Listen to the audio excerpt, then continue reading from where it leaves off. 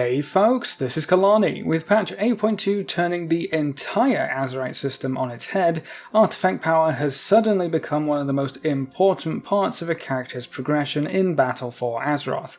It was pretty important before, I guess, but only up until a certain point. You were always able to unlock the main traits, the most powerful ones on any piece of Azerite gear first, so everything from there was a little inferior, so there wasn't really any massive reason to really grind your face off when it came to artifact power previously.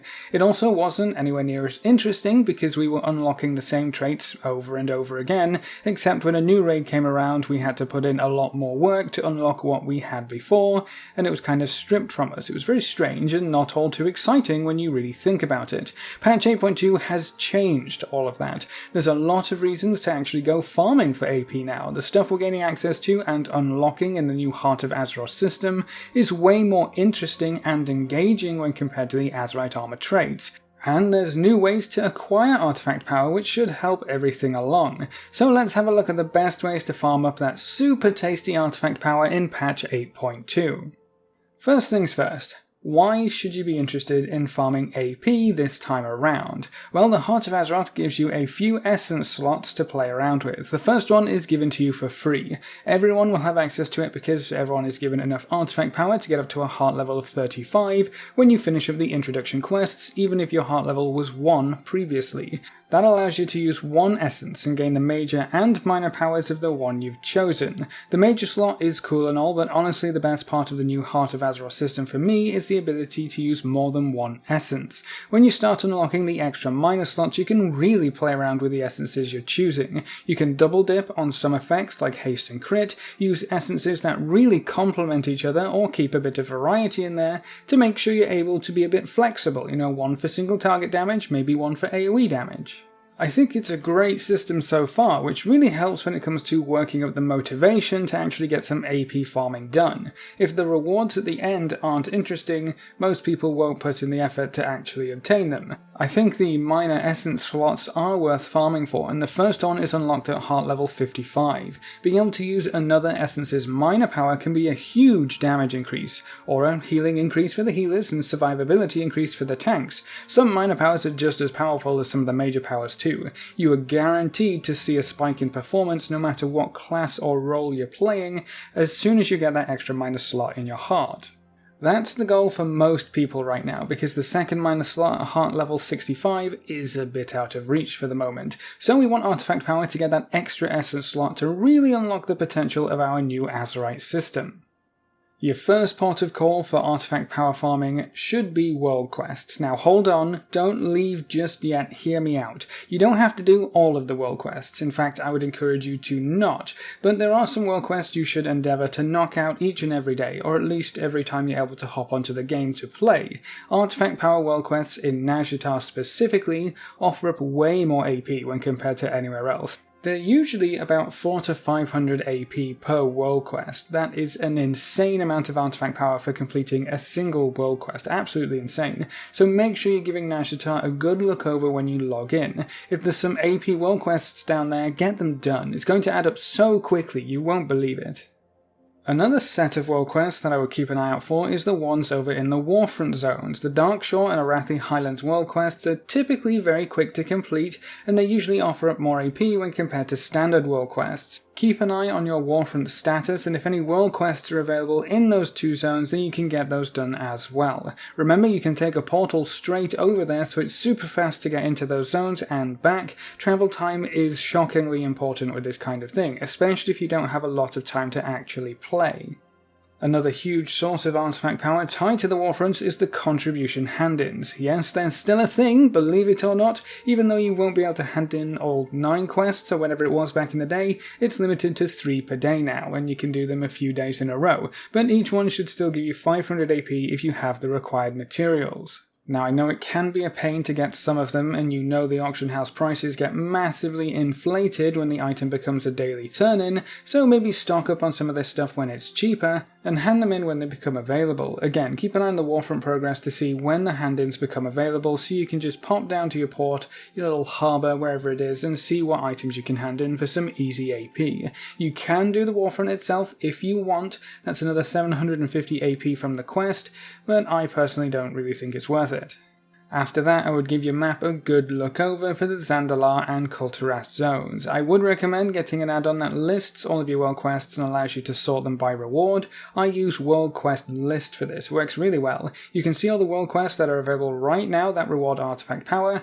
That's a lot of AP, but for some of these world quests, they're going to offer up more than others. Some of the world quests are also incredibly fast when compared to the others to complete. Any world quest that just requires you to kill one mob, typically a rare mob, you can be done in less than a minute. All you need to do is get over there, kill the mob, and you're done. The travel time is going to be the thing holding you back, really. I would look for zones that have clusters or multiple easy AP world quests to get those done first, and then see how you feel. I find that after I knock out a few world quests really quickly, I get a little bit more motivation to go and do some more. Maybe it will work the same for you. I personally don't do any world quests that reward less than 200 AP, or any that I know will take too long.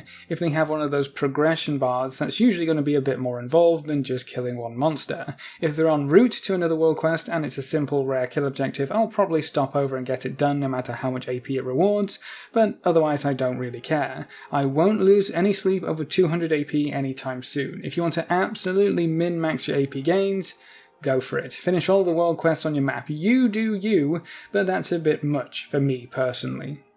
Something that is super important to think about when doing world quests for AP, or any reward really, is War Mode. This is a default 10% increase to your AP gains that come from world quests. It can be higher depending on which faction you're playing, but it's baseline 10%, so you're always going to get 10% no matter what.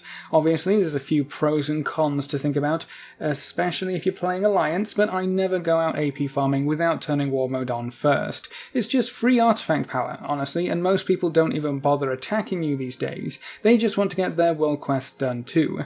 If you do happen upon some bothersome chaps, War Mode is also way easier to turn off these days. You just need to be in a rest area. Any rest area will do, so I would probably start with it regardless, and then turn it off if you run into troubles. Emissaries are a big part of artifact power farming too. These come in a few varieties, some that reward AP and others that don't. The emissary quests that reward AP will give you 3000 as the unique reward, and then the standard 600 artifact power alongside it. 3600 artifact power is a huge chunk, considering you're probably doing the world quests anyway if they reward artifact power to begin with. Even if the main reward isn't AP, maybe it's gold or war resources or whatever else, you will still get 600 AP for turning that emissary in. It's totally worth it in my opinion. My emissaries have been clear since 8.2 launched. Now, I haven't done emissaries like this since the second month of Battle for Azeroth, not clearing them off the map every single day. I make sure to get them done every single day now, and I'm actually having fun doing it. I know, it's weird and strange and bonkers, but it's true. So get your emissaries done too if you want some extra AP. Something else that is kind of tied to world quests, but kind of not really, is the rares in the two new zones. I assume seeing as Nazjatar rewards a bunch of artifact power, and both new zones have a reputation that a lot of people will be farming anyway, you'll probably run across a few rares in your playtime. Each rare in Mechagon and Nazjatar can give you between 50 and 100 artifact power, just for stopping by, giving it a quick poke and looting it when it dies. That's not a bad deal at all, considering you also get a bunch of other goodies for taking down the rares. Both zones have plenty of reasons to go after their rare monsters, and the artifact power is just the icing on the cake. So if you see a star on your map, be sure to pop on over, stop by, get some loot and artifact power. Now at this point, we have to bring up islands. Island expeditions are still one of the best ways to acquire artifact power quickly. You can get 300 AP per heroic island completed, or 450 AP per mythic island completed. Do whichever difficulty ends up being more efficient for you. If you don't have a group of 3, you'll have to queue into heroics, but if you have a solid group of 3 players and can destroy mythic islands in record time, spam those mythic islands as often as you desire. I'm not sure many AP sources can really beat island expeditions for time, but it can get very stale very quickly. I know I said we're here to grind, but oof, I can only take so many island expeditions. Thankfully, there is another reason to get a few islands done in every week. The weekly quest for island expeditions will reward you with 3,500 AP, a solid chunk right there, and you only need to do 4 heroic islands to get it done. That's maybe 20 minutes or so if you're quick about it, so that's an amazing source of artifact power once a week.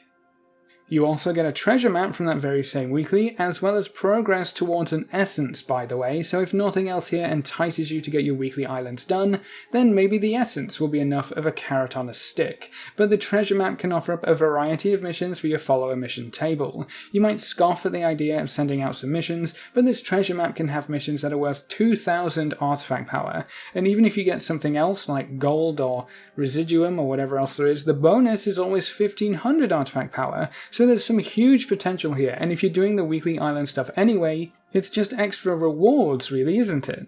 Before we move on from the mission table, and I know a few of you are going to hate me for this, but you should probably be checking your missions at least once a day. Maybe when you log on and then when you log off, just to make sure you're able to catch any worthwhile artifact power missions, and if you log off at the mission table, then when you log in you'll already be there. It just makes it so much easier. Some of them are better than others. There's 300 AP missions and I've had a few 400 to 500 missions too.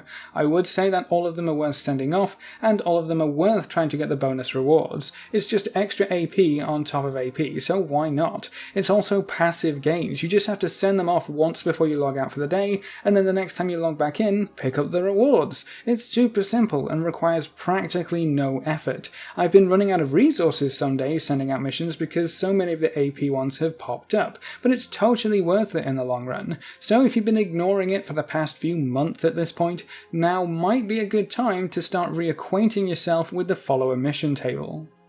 This next one is something you may not know about or might not have noticed because it was a fairly recent change. Raid bosses now give a sizable chunk of artifact power. In the Eternal Palace you can expect to receive 900 artifact power per boss you can take down. This is difficulty locked, so if you kill a boss on normal and get the 900 AP, that same boss on heroic won't give you anything extra. That means you only need to do 1 difficulty per week to get the artifact power from the bosses, so you don't have to worry about clearing the raid multiple times.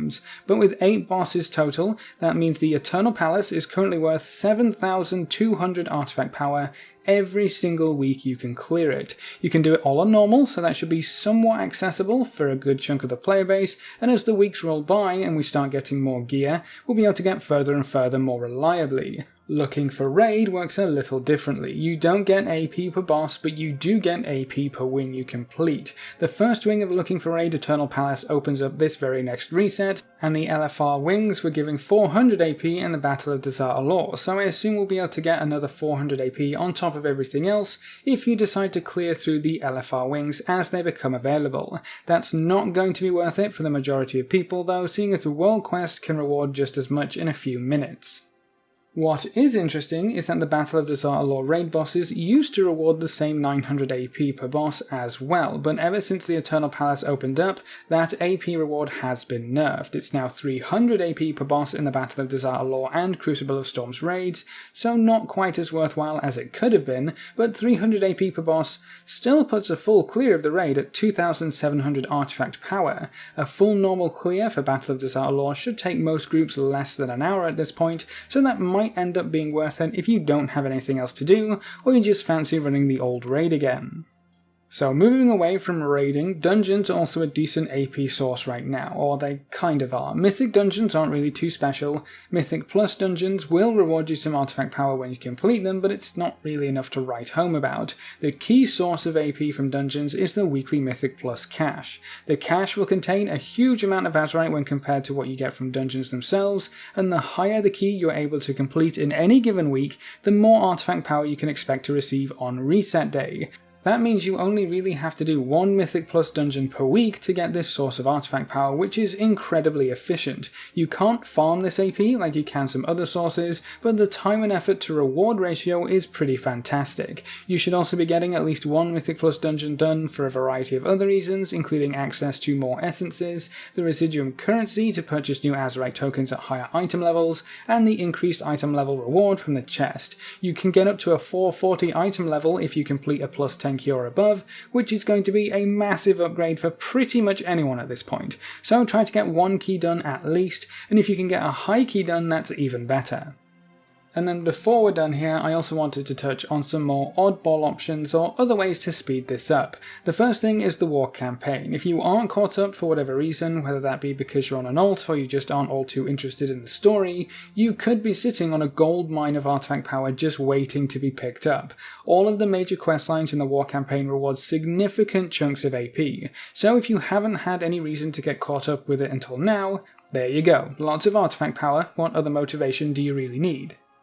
Something that can speed up pretty much anything on this list, at least a little bit, is flying. Patch 8.2 introduced flying for Battle for Azeroth, including the 2 new zones, and let me tell you, flying changes everything. It's so much faster to do almost anything. World quests go by like a fart in the wind when you have flying. It's absolutely insane. Those super simple kill 1 rare world quests, you can clear a zone of those in under 10 minutes. It's bonkers what flying can do for your efficiency, so I would strongly encourage you to get your daily activities in Mechagon and Nazjatar done at least as often as you can. For Mechagon especially, don't skip that world quest. The world quest in Mechagon can be completed very quickly, and it rewards 850 reputation as baseline before you add on top any reputation bonuses. That's incredible for the amount of effort involved, so if you get anything done at all in Mechagon, be sure that's first on your list. Nazjatar takes more time. It's always going to, it has more activities, more objectives, it's got the dailies and the bodyguards and everything else, but I would say flying is well worth the time investment. I'm able to finish Nazjatar, Mechagon, and the majority of my AP world quests in under an hour of game time, pretty easily. Easily. Go get it done. Trust me, flying is amazing.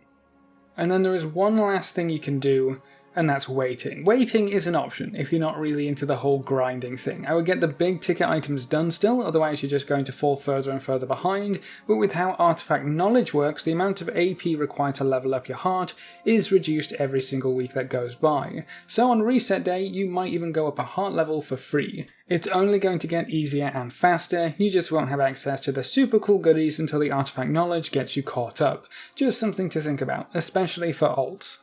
Personally, I think the new Heart of Azeroth system is pretty fantastic. I love looking for ways to progress towards new essences or new ranks of my essences to give my character a little extra boost in whatever content I want to play. I knew I wanted to get 55 on my heart before we started working on Queen Azshara on Heroic because it was going to give me a sizable throughput increase. I want to be at my best when we get to the hard bosses, and I don't want to drag my team down. I think it's super important as a DPS especially because your damage is what dictates the pace of the fight most of the time.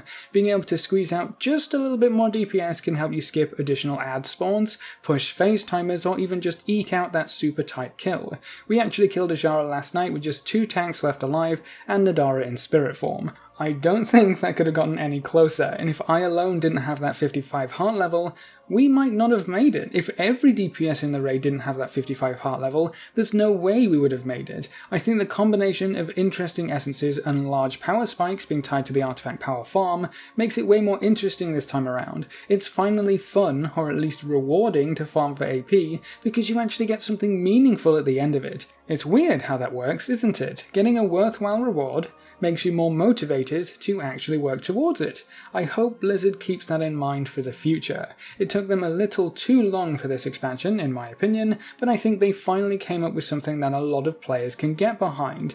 On one character, at any rate. We'll leave the talk of alts for another video. Might be a bit of a problem, but that's everything you can do to get your hands on some delicious artifact power to get your heart level up to 55 and beyond, and how I would recommend you go about farming AP to make things as quick and efficient as possible. How are you doing with your heart level so far? Did you manage to unlock the extra minor essence yet? What do you think of the new Heart of Azeroth system now that we've had a little bit of time to play around with it? Leave all your thoughts in the comments section below. A big thank you to all of our supporters over on Patreon. You can see their names floating by on screen. If you want to join these lovely guys and gals, you can find a link in the description below. Remember to leave a like just below the video before you leave, and if you want to see more, make sure to subscribe. But apart from that, thanks for watching folks, good luck and have fun, and as always I will see you next time.